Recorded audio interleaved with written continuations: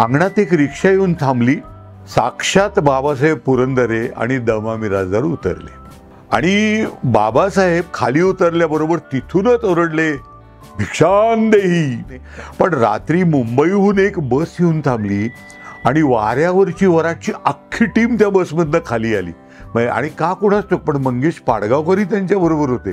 की गीत रामायणातली अनेक गाणी ही या कोचावर बसूनच गदिमांना सुचलेली आहेत. गदिमा समोरच्या कोचात बसलेली आणि त्यांच्या कोचात दुसरंच कोणतरी बसलेलं होतं. मी म्हणलं, बापरे, असं कसं काय झालं?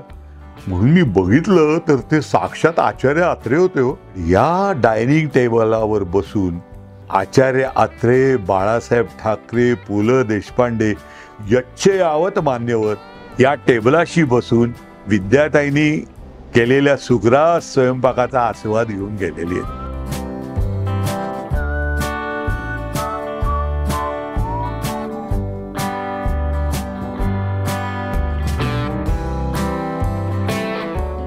नमस्कार. गोष्ट पुण्याची या लोकसत्ता ऑनलाईनच्या विशेष मालिकेत तुम्हा सगळ्यांचं स्वागत. मित्रांनो, नाचरे मोरासारखं बालगीत असो किंवा कानडा राजा पंढरीचा सारखं भक्तिगीत असो, गदी माडगुळकर हे कायम मराठी माणसाच्या मनामध्ये होते, आहेत आणि राहतील. त्यांच्या गीत रामायणासारख्या रचनेमुळे त्यांना आधुनिक वाल्मिकी संबोधलं जाऊ लागलं. बरं, हे सगळं मी का सांगतोय? तर नुकताच म्हणजेच 1 ऑक्टोबरला गदिमांचा 104वा जन्मदिवस साजरा केला गेला. त्याचंच निमित्त साधत आज गोष्ट पुण्याच्या भागामध्ये त्यांचं पुण्यातील निवासस्थान असलेल्या पंचवटीला आपण भेट देणार आहोत. त्यांच्या संगीतमयी आठवणी जाग्या करणार आहोत. चला तर आजच्या भागाला सुरुवात करूयात.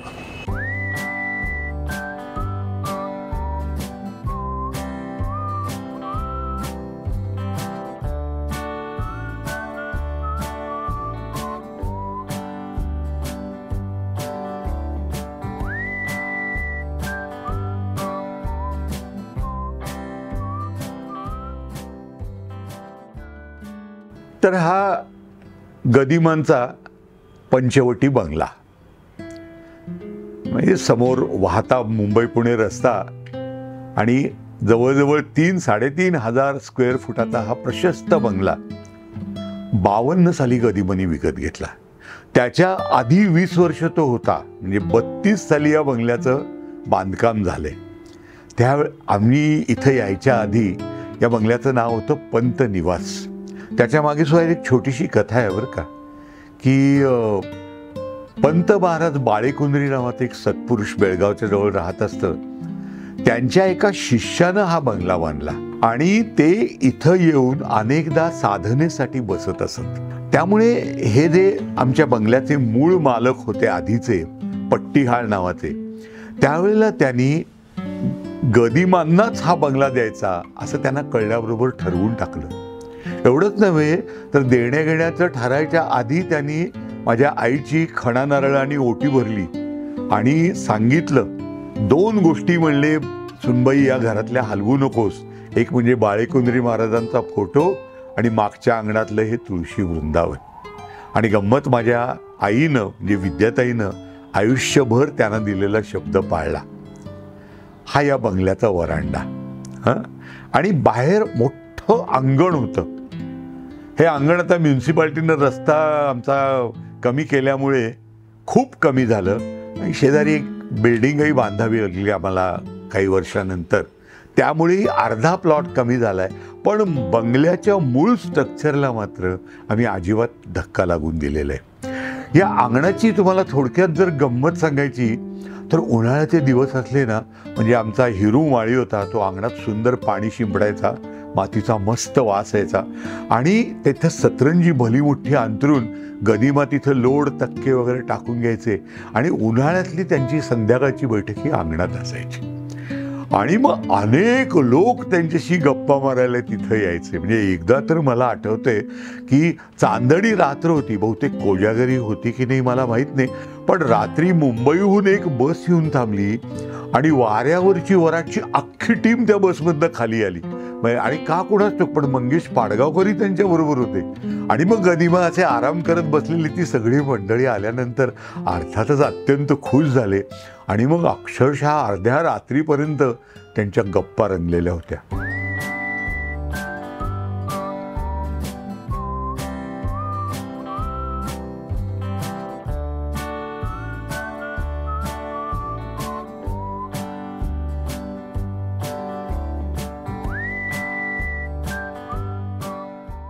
या अंगणाची दुसरी एक अशीच गमतीशीर आठवण म्हणजे एके दिवशी गदिमा बाहेरच्या वरांड्यात निवांत बसलेले होते. सकाळची वेळ होती.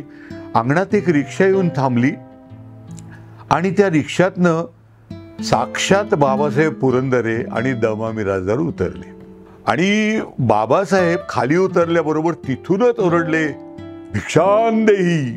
त्यांच्या त्या अतिशय बुलंद आवाजात गदिमा काहीतरी लिहित बसले होते, ते चमकले एकदम. आणि त्यांनी बघितलं, म्हणजे काय हो बाबासाहेब, आधी सांगा दान दिलं म्हणून, नाहीतर ब्राह्मण परत चालला. म्हणजे अहो नाही, सांगा तर खरं, आधी दिलं म्हणा. म्हणलं बरं दिलं, काय हवंय तुम्हाला? काही नाही म्हणले, गीत रामायणासारखं शिवाजी महाराजांच्या आयुष्यावरही तुम्ही एक असं सुंदर काव्य करावं, एवढीच माझी इच्छा आहे. अंगणाच्या खूप आठवणी आहेत. आता तिथून आपण थोडेसे आत आलो. या बंगल्याच्या वरांड्यात हा जो निळा कोच दिसतोय ना, हा गदिमांचा जवळजवळ माझी अशी कल्पना आहे की गेल्या 50 वर्षापासनं, म्हणजे इथं बंगल्यात यायच्या आधी सुद्धा तो कोच त्यांच्याकडे होता.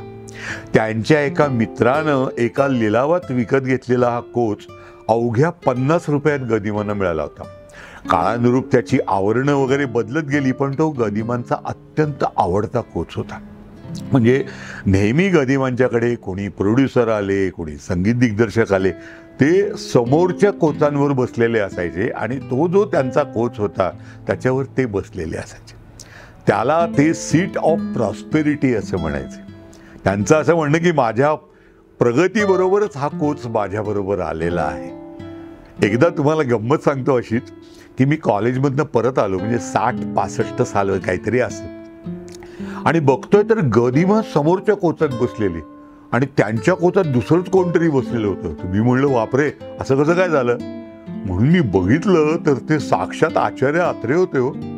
आणि मग गदिमा म्हणजे पप्पा आमचे म्हणाले, अरे बाबा नमस्कार कर या ना. तर मी एक आपला उभ्या नमस्कार ठोकला. म्हणजे तसं नाही, पायाला हात लावून नमस्कार कर.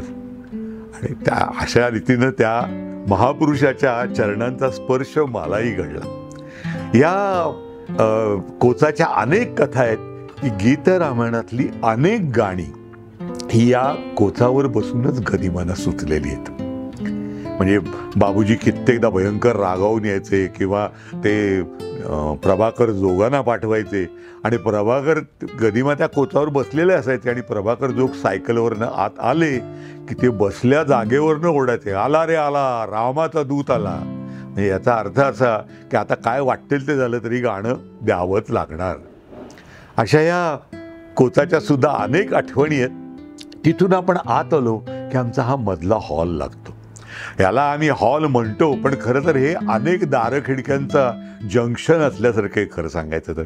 एक गंमत सांगायची म्हणजे हा अष्टकोनी आहे बरं का. आणि ज्या वेळेला आमच्या शरद पिळगावकरांनी, म्हणजे सचिन पिळगावकरांच्या वडिलांनी मधुचंद्र नावाचं एक पिक्चर काढायचं ठरवलं, त्यात त्यांनी असं ठरवलं की गदिमांचा हॉल आहे तसा हॉलचा सेट आपण तयार करून घ्यायचा. आणि जर तुम्ही ते पिक्चर पाहिलं तर त्यातलं श्रीकांत मोघ्यांचं जे घर म्हणून त्यांनी बंगला दाखवला आहे, त्यातला हॉल आहे तो बरोबर आमच्या पंचवटीच्या हॉलसारखा त्यांनी करून घेतलेला आहे. या हॉलची एक गंमत अशी की पुढचं दार आणि आमच्या मागचं दार ह्याच्यामधून खेळतं वारं दिवसभर असतं. त्यामुळे उन्हाळ्याच्या दिवसात गदिमा तिथं सतरंजी टाकून मस्त आराम करत असत. दुसरी एक तिथली आठवण म्हणजे गदिमा त्यांच्या मित्रांबरोबर कॅरम खेळायला तिथं बसत असत. कॅरम चांगला खेळत असत ते, पण ते स्वतः हारले की ते भयंकर रागवायचे. त्यामुळे आम्ही त्यांच्याशी खेळायचं शक्यतो टाळायचो. मग बाबा बोरकर त्यांच्याशी खेळायचे, आमचे निर्माते गोविंदराव घाणेकर आले तर ते खेळायचे, असं सगळं. आणि उन्हाळ्यात कित्येकदा आम्ही तिथे झोपलेलीही असायचो.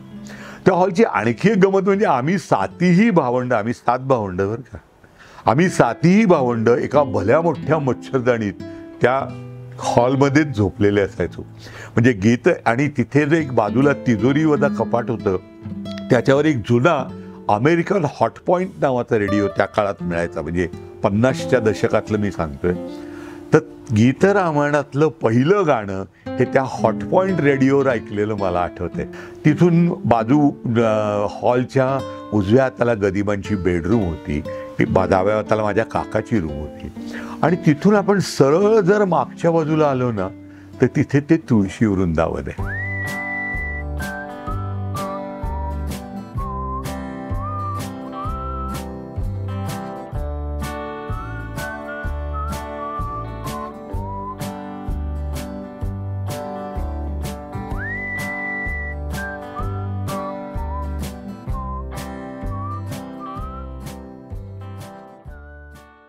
या तुळशी वृंदावनाची कथा मोठी गमतीशीर आहे. तुम्हाला निश्चित माहीत असणार की रामनवमीचं गाणं लिहायचं होतं गदिमानं आणि ते सकाळी म्हणजे सकाळी मुंबईहून निघाले आणि दुपारी पुण्यात येऊन थांबले की आजच्या दिवसात ते गाणं लिहून बाबूजीला देऊन टाकायचं. म्हणून त्यांनी तुळशी कट्ट्यावर बैठक घालून घेतली. तिथे एक अशोकाचा सुंदर वृक्ष होता बरं का, घनदाट, छान सावली पडायची त्याची. त्या सावलीत त्यांनी बसून ती बैठक वगैरे करून घेतली आणि तिथं ते बसले होते. पण गंमत म्हणजे संध्याकाळ झाली, हळूहळू रात्र, अंधार पडला, तरी सुद्धा त्यांच्या कागदावर एक अक्षरही उमटलेलं नव्हतं. उन्हाळ्याचे दिवस होते आणि माझी आई वरच्या त्या रूममध्ये झोपली होती. रात्रीचा 1:30 वाजला. गदिमानी कोणाकडनं तरी बल्ब लावून घेतला होता, त्याच्या प्रकाशात ते बसून राहिले होते. तिनं वरून पाहिलं तर अजूनही ते तसेच बसून होते आणि कागदावर काहीही उमटलेलं नव्हतं. तर तिनं गमतीनं विचारलं की काय हो, रामाचा जन्म झाला की नाही? तर गदिमाने असं वर पाहिलं आणि ते म्हणाले, अगं इथं काही कोणी माडगुळकर जन्माला यायचं नाहीये, साक्षात प्रभू रामचंद्र जन्माला येणार आहेत, त्याला वेळ हा लागणारच. असे या तुळशी वृंदावनाची गंमत. आणखी एक आमच्या बंगल्याचं वैशिष्ट्य सांगायचं म्हणजे ते ह्याच्याशी रिलेटेड आहे म्हणून की आम्ही यायच्या आधी हा बंगला चोरांच्या बद्दल प्रसिद्ध होता. म्हणजे अनेकदा चोर येत असत. पुढच्या बाजूला हमरस्ता, मागच्या बाजूला रेल्वे लाईन, त्यामुळे पळून जायची त्यांना खूप संधी होती. त्यामुळे अनेकदा गदिमा आणि भावी काका झोपलेले असताना त्यांच्या अंगावरनं उड्या टाकून चोर पळून गेले, अशा सुद्धा घटना या तुळशी कट्ट्यावर घडलेल्या आहेत. असो, तिथनं आपण परत हॉलमध्ये येऊन वरच्या मजल्यावर जायचं ठरवलं. तर हा जिना व्यक्तिशः माझ्या आयुष्यातला एक अतिशय हळवा कोपरा आहे असं मी म्हणेन. की वरच्या हॉलमध्ये गदिमांची लेखनाची बैठक होती आणि ती लेखनाची बैठक म्हणजे हॉलच्या दोन्ही भिंतीला लागून एक सुंदर पांढरी शुभ्र बैठक घातलेली गादी, एका गादीच्या समोर त्यांचं डेस्क, कागद ठेवलेले, ते अतिशय भारीचं पेन वापरायचे. ते भारीचं पेन त्यांना सिनेमाच्या प्रोड्युसरनी घेऊन द्यावं अशी त्यांची अपेक्षा होती आणि बहुतेक चित्रपट निर्माते ती पूर्ण करत असत. असं सगळं तिथं साहित्य असायचं. आणि मग लेखनाच्या बैठका, संगीताच्या बैठका या त्या हॉलमध्ये होत असत. सगळे तिथे येऊन गेले आणि सुधीर फडके, दत्ता डावजेकर किंवा राम कदम ही मंडळी तर नेहमीचीच. म्हणजे मला आठवते की त्या काळात कोणाकडे काही गाड्या बिड्या काही नव्हत्या. दत्ता डावजेकर बिचारे रिक्षात पेटी टाकून घेऊन यायचे आणि ते अंगणात आले की गदिमा त्यांच्या त्या सीट ऑफ प्रॉस्पेरिटीवर बसून ओढायचे, दत्ता डावजेकरांचा पत्ता आवाजला तर आत्ता देतो, असं त्यांना ऐन वेळेला काहीतरी सुचत असायचं बरं का. तर मला तुम्हाला सांगायची गोष्ट अशी म्हणजे की सुधीर फडक्यांनी अनेक गाण्यांना चाली लावलेल्या मी त्या जिन्यावर बसून ऐकलेल्या आहेत. कारण वरती जाऊन त्या बैठकीत जाऊन बसायचं काय आपल्याला डेअरिंग नव्हतं बुवा. कारण गदिमा हे टिपिकल गेल्या पिढीतले वडील होते. तो त्यांचा एक रुबाब वेगळाच होता. पुलंनीच एके ठिकाणी लिहिले ना की माझी त्यांची ओळख झाल्याबरोबर मी त्यांचा एकदम धाकटा भाऊ होऊन गेलो. म्हणजे थोरले भाऊ ही त्यांची जणू काही जन्मजातच पोझिशन होती. असा हा वरचा हॉल. आणि त्या हॉलमध्ये ते त्यांनी सगळी स्क्रिप्ट्स लिहिली. म्हणजे 2 आंखें 12 हात असो, म्हणजे हिंदी सिनेमाची 2 आंखें 12 हात, नवरंग, आंचल, कारीगर, अतिशय किंवा गूंज उठी शहनाई, ही सगळी गदिमांच्या लेखणीतनं उतरलेले चित्रपट हे सगळे या हॉलमध्ये लिहिले गेले. आणि मग त्याबरोबर मराठीत असंख्य गाणी, असंख्य चित्रपट. आणि गदिमांचं एक वैशिष्ट्य होतं की लिहिता लिहिता गाण्याची सिच्युएशन आली की ते गाणंही लिहून टाकायचे. अनेकदा त्यांना गाणं सुचलं नाही तर निदान गाण्याचा मुखडा तरी ते लिहायचे आणि मग पुढे जायचे. आता आपण पुन्हा खाली येऊया आणि हा आमचा डायनिंग हॉल जिथं मी आत्ता बसून तुमच्याशी बोलतोय. या डायनिंग हॉलचं सुद्धा फार मोठं महात्म्य आहे बरं का. पुबा भावे त्याला दॅट ब्लेस टेबल असं ते नेहमी म्हणत असत. कारण या डायनिंग टेबलावर बसून म्हणजे आचार्य अत्रे, बाळासाहेब ठाकरे, पु ल देशपांडे, इथं सुधीर भट, सगळे महाराष्ट्रातली मी असं म्हणेन यच्चे यावत मान्यवर कधी ना कधीतरी या टेबलाशी बसून विद्याताईंनी केलेल्या सुग्रास स्वयंपाकाचा आस्वाद घेऊन गेलेली आहेत. आणि याच टेबलावर आईला माझ्या सणवार साजरे करायची अत्यंत आवड होती. आणि या टेबलावरची आणखी एक याचं वैशिष्ट्य असं, लोक कसे सकाळी 1 कप चहा पितात आणि आपापल्या कामाला निघून जातात. आमचं तसं नव्हतं बरं का. आमच्या पंचवटीमध्ये सकाळचा चहा म्हणजे एक सेशन असायचं. इस्पेशली गदिमा जेव्हा पुण्यात असतील तेव्हा ते त्यांचा एक चहा झाला आणि मग ते दाढी पिता पिता आम्हा सगळ्या पोरांशी गप्पा मारायचे. आणि कारण ते आठवडाभर मुंबईला असायचे, ते शनिवारी पुण्यात यायचे आणि मग 1-2 दिवस पुण्यात असायचे. आठवड्याभरात मुंबईला काय काय घडलं त्याचं ते अतिशय रसभरीत वर्णन करत असत. आणि मग त्यात असं की समजा यशवंतरावांच्या बद्दल बोलायचं असलं तर ते त्यांच्या धाटणीनं बोलायचे. ज्या कुणाविषयी ते बोलत असतील त्याची ते अतिशय सुंदर नक्कल करून दाखवायचे अभावितपणे. मी एकदा असं ऐकलंय, पुलं एकदा असं म्हणाले होते की गदिमाये एकपात्री नाटकाच्या वगैरे भानगडीत पडले नाहीत म्हणून बरं झालं, नाही तर त्यांनी आमची छुट्टी करून टाकली असं तसं हे टेबल. आणि याच्यावर अनेकांदा वादविवाद रंगायचे. म्हणजे अनेकदा या मित्रांच्यात प्रचंड भांडाभांडं झालेलं सुद्धा आम्ही पाहिलेलं. काहीतरी आता मला एकदा आठवतंय की एक पाडगावकरांनी ओळ लिहिली होती की चांदणं होतं डोळं भोर. डोळं भोर या शब्दावरनं गदिमांची त्यांची झालेली खडाजंगी मी पाहिलेली आहे की पाडगावकर त्यांचा मुद्दा सोडायला तयार नाहीत आणि गदिमाही त्यांचा मुद्दा सोडायला तयार. असा बंगला आता मला माहिती आहे काळानुरूप सगळं बदलत जाणार आहे. आज पंचवटी या रूपात आहे, कदाचित उद्या ती राहणारही नाही, कदाचित अजून 25 वर्षांनी याच्या जागी दुसरंच काहीतरी असेल. काळानुरूप सगळ्या गोष्टी बदलत जातात.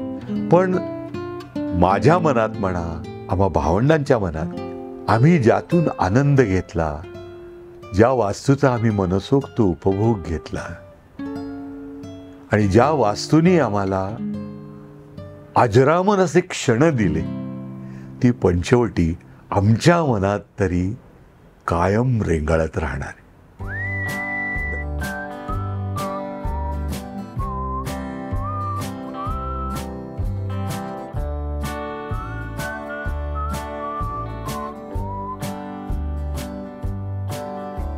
मित्रांनो, आजही गदिमांचं पंचवटी हे त्यांच्या आठवणी जपतंय. पुण्याच्या साहित्यिक श्रीमंतीमध्ये आणि सांस्कृतिक वैभवामध्ये भर घालत आजही दिमाखात उभं आहे. गोष्ट पुण्याच्या या भागामध्ये इथेच थांबूया आणि भेटूयात पुढच्या भागात एका नवीन जागेसह.